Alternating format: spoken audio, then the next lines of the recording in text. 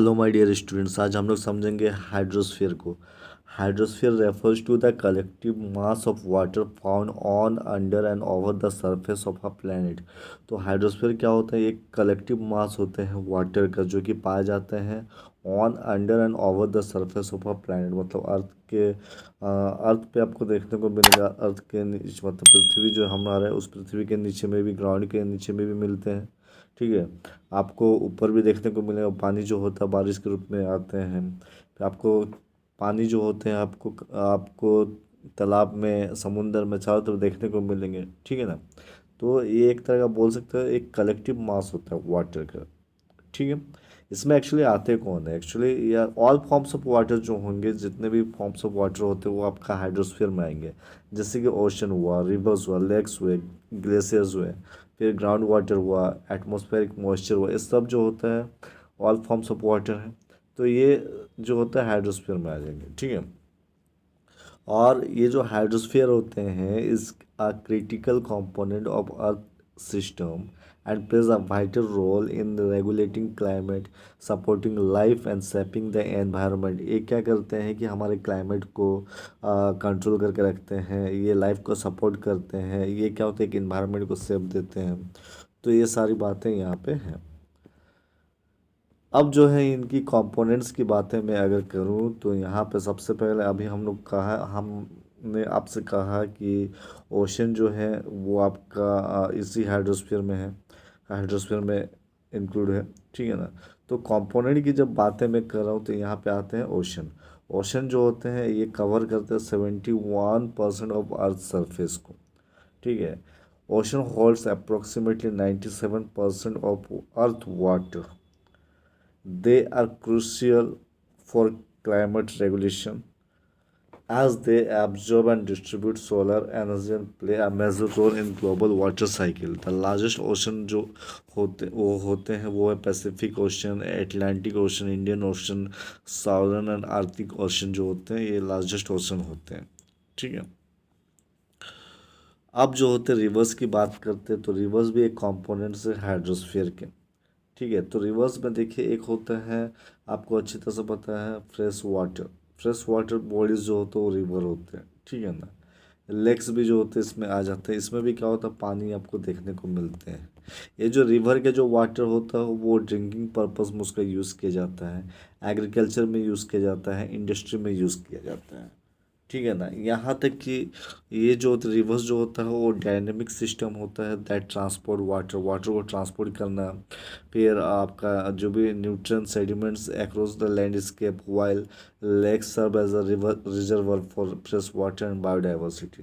तो बेसिकली यहाँ पे आपको लिखनी क्या है कि रिवर्स के बारे में, रिवर्स एक कॉम्पोनेंट्स है हाइड्रोस्फीयर का। ठीक है। और इनकी अगर खासियत की बातें मैं करूँ, ये एसेंशियल होते हैं ड्रिंकिंग पर्पस में, फिर एग्रीकल्चर में, इंडस्ट्री में, ये सब बातें आप लिख सकते हो यहाँ। नेक्स्ट जो है, जो कंपोनेंट है यहाँ पे ग्लेशियर्स है। ठीक है। तो ग्लेशियर्स एंड आइस कैप बोल सकते हो, है ना। तो इनकी जब मैं बातें करूँ तो यहाँ पे देखिए ग्लेशियर्स की, glacier and ice cap store 68.7% of earth fresh water. Glaciers और आइस कैप जो होता है करीबन 68.7% जो होता है पृथ्वी का जो फ्रेश वाटर उसको वो स्टोर करके रखते हैं। दे आर फाउंड प्राइमरी, मतलब इनको जो होता है वो अधिकतर कहाँ मिलते हैं, ये पोलर रीजन में मिलते हैं, हाई माउंटेन में ये देखने को मिलते हैं। फिर melting of glacier contributes to sea level rise. अगर मान लेते हैं कि अगर ग्लेशियर जो होता है वो पिघलने लगेगी तो उस दौरान क्या होगा, समुंदर का जो पानी है वो क्या होगा, वो ऊपर आपको चढ़ता हुआ दिखेगा। ठीक है ना। which has significant implication for coastal communities and ecosystem। ठीक है। अब आ जाते हैं ग्राउंड वाटर की बात करते हो तो ग्राउंड वाटर जो होता है अर्थ सरफेस के नीचे आपको देखने को मिलेंगे, मतलब बीनेथ द अर्थ सरफेस। ठीक है। ये जो ग्राउंड वाटर होता है इसमें करीबन 30% फ्रेश वाटर होते हैं। ठीक है। और ग्राउंड वाटर का जो पर्पस क्या होता है, अब हम लोग क्या करते हैं, वेल जो होते हैं, कुएं जो होते हैं बनाते हैं। ठीक है ना।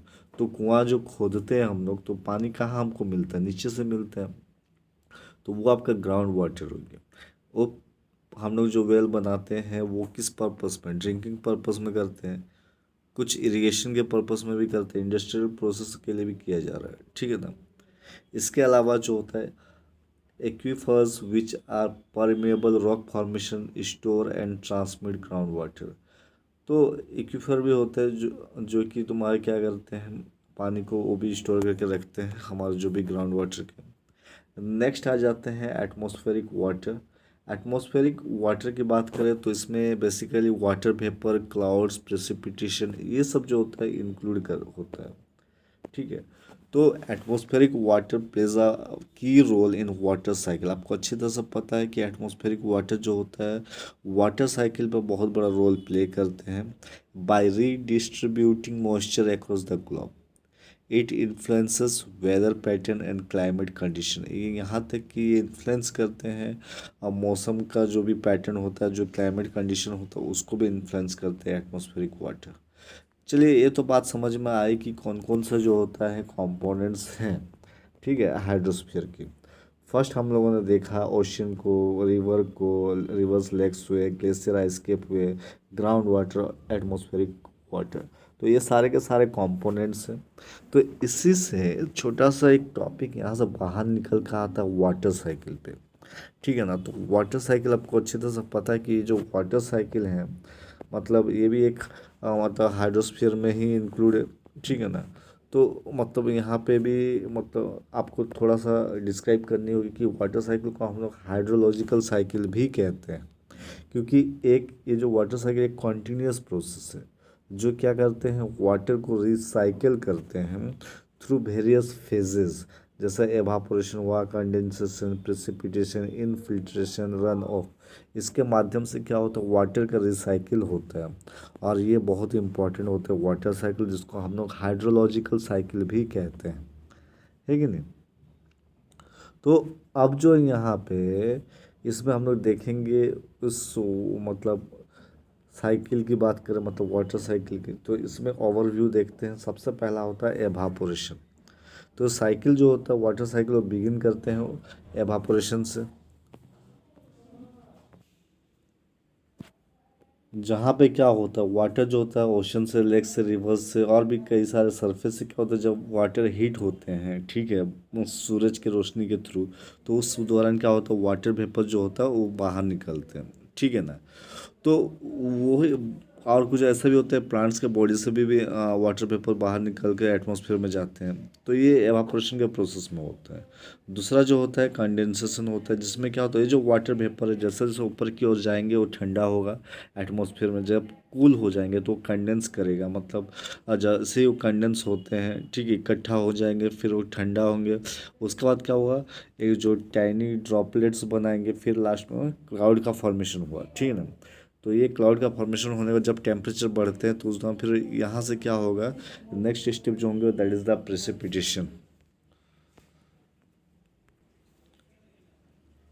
अब जो कंडेंसेशन का प्रोसेस ख़त्म होने के बाद जो नेक्स्ट जो आते हैं स्टेप वहाँ पे होते हैं प्रेसिपिटेशन के। प्रेसिपिटेशन में क्या होता है तो क्लाउड्स फॉर्मेशन हुआ, क्लाउड्स के बाद क्या हुआ उसके बाद जो बारिश बनती है, ठीक है, तो वो जो बारिश का मतलब आना या छोटे छोटे बर्फ़ के टुकड़े का आ जाना, तो वो इसी को हम लोग प्रेसिपिटेशन कहते हैं, ठीक है ना। तो प्रेसिपिटेशन वो होता है, क्लियर। उसके बाद नेक्स्ट आते हैं इनफिल्ट्रेशन एंड परकोलेशन।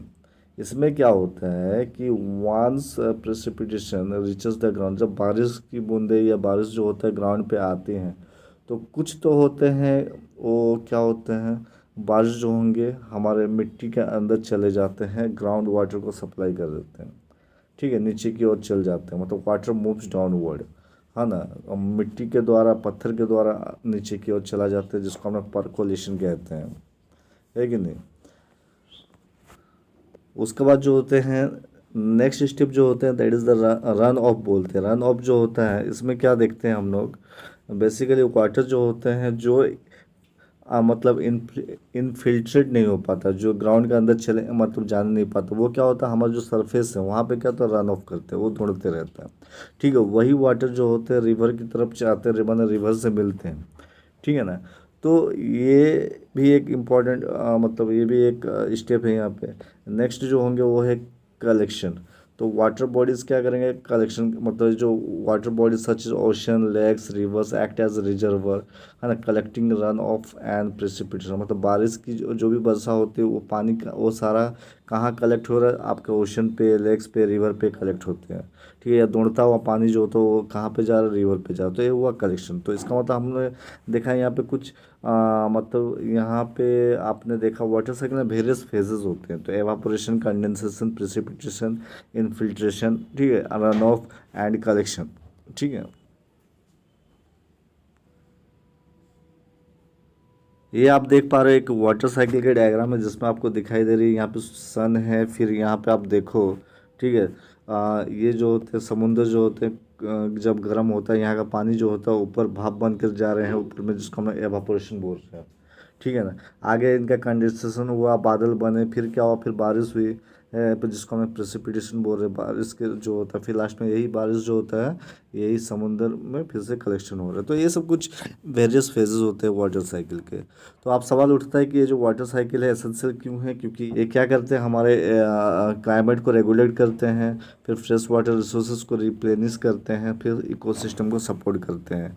ठीक है, इसका आप बोल देते हैं कि पूछे जाएंगे कि क्वेश्चन की हाइड्रोस्फीयर का क्या इंपॉर्टेंस है, तो वेरी सिंपल है कि क्लाइमेट को रेगुलेट करना, लाइफ को सपोर्ट करना, और ये जो होते हैं जियोलॉजिकल प्रोसेस में भी बहुत बड़ा रोल प्ले कर रहे हैं यहाँ पे। इसके अलावा बोल सकते हैं ह्यूमन एक्टिविटीज़ की बातें करूँ मैं, तो वाटर एक फंडामेंटल होते हैं रिसोर्स है एग्रीकल्चर के लिए, इंडस्ट्री के लिए, एनर्जी प्रोडक्शन के लिए। आज के लिए इतना ही, नेक्स्ट वीडियो के लिए मेरे चैनल पर बने रहे। Thank you.